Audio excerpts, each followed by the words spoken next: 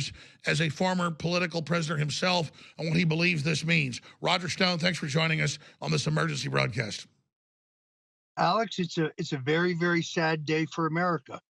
This is the kind of thing you expect to see in Soviet Russia, Nazi Germany, communist Cuba, but not what you would expect to see in the United States. On the anniversary of Richard Nixon announcing his resignation, the FBI's Counterintelligence and Export Control Division raided the Florida home of former President Donald Trump. In the wake of the GOP's tears, let's talk legal issues surrounding the warrant, why this never happened to Hillary, and the prospects of prosecution. Welcome into TYT's Overruled. I'm legal analyst Adrienne Lawrence. Pursuant to a search warrant yesterday, the FBI combed Mar-a-Lago, Trump's main residence. In this unprecedented move, the feds were reportedly looking for intelligence documents that may have been classified. Let's talk law. First, the FBI must have had probable cause to believe that there was contraband located in Trump's home. Said another way, the feds had reasonable grounds to believe that there were documents in Mar-a-Lago that should not have been there. And we know this because probable cause is a precursor to getting a search warrant. A judge won't sign off unless it's there, as the Fourth Amendment requires it. Additionally, the Fourth Amendment requires also having specificity. That is, details about where the feds are looking and what they're looking for. Mar-a-Lago is 62,500 square feet. The FBI didn't just walk into that place and hope for the best. They knew the documents were there and they knew where to find them. And as we understand, they specifically targeted Trump's safe in his office. So how did they know? Well, either someone gave them the intel or Trump himself told them a few months ago. This per CNN's chief White House correspondent. News. I'm told investigators visited Mar-a-Lago in recent months to speak to Trump's attorneys about material taken from the White House. Trump's attorneys showed investigators documents, though it's unclear which ones and how many. Trump was present on the property at the time of the visit. All said, the feds knew what they were doing and what they were looking for, and they most likely had sufficient legal grounds to support it. Second, why didn't this happen to Hillary Clinton?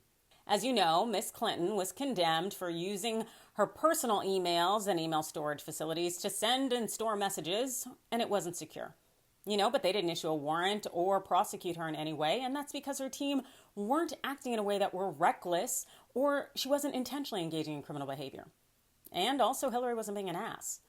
Unlike the case here, where, if you recall, back in February, the U.S. National Archives and Records Administration informed Congress that it had recovered about 15 boxes of White House documents from Mar-a-Lago, some of which contained classified materials.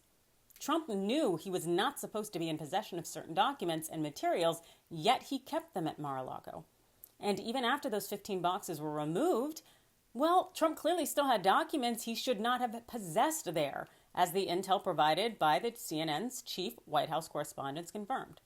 All said, the FBI's counterintelligence unit had to get involved because those documents are likely a matter of national security and they're not safe in Trump's possession. Now, whether the feds had further intel in terms of Trump trying to use those documents in his favor, whether it be for bribery or some other mischief, is beyond me. But on that note, third, what does prosecution look like?